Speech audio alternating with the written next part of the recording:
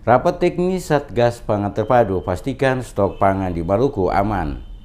Jajaran Kepolisian Daerah Maluku menggelar rapat teknis Satgas Pangan Terpadu jelang Natal Tahun Baru 2019.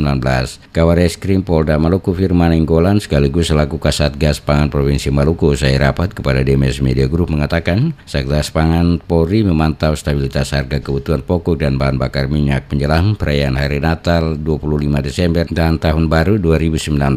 Dari hasil rapat yang dilakukan sesuai laporan yang masuk dari beberapa instansi terkait bahwa stok kebutuhan pangan di Provinsi Maluku normal dan stok yang tersedia juga bisa bertahan untuk 2 bulan ke depan. Ia menjelaskan ketersediaan pangan di Maluku saat ini meliputi bahan pokok utama masyarakat, diantaranya beras, telur, daging, bawang, cabai, minyak goreng, dan lainnya masih terpenuhi dengan baik di masyarakat. Dikatakan Firman, Satgas Pangan juga akan melakukan pemantauan langsung ke lokasi-lokasi sentra produksi pangan dan distributor barang yang ada guna memastikan ketersediaan pangan serta pendistribusiannya berjalan lancar. Selain itu juga monitoring akan rutin dilakukan Satgas Pangan pada pasar-pasar tradisional hingga pasar modern guna memastikan kestabilan harga pangan di pasaran.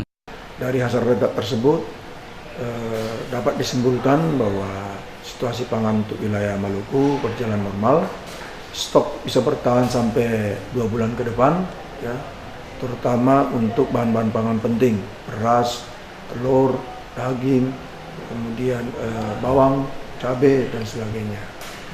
Kemudian yang kedua, berkaitan dengan kegiatan Satgas Pangan, sama seperti kita menghadapi pengamanan operasi ketupat yang bulan lalu, ya, kita akan terapkan juga hal yang sama.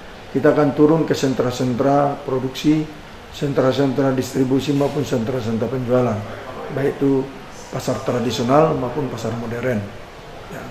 Akan aktif memonitor mulai dari tingkat distribusi dari sentra produksi di Jawa sampai dengan ke konsumen, sehingga harga pangan bisa diawasi dan dikontrol.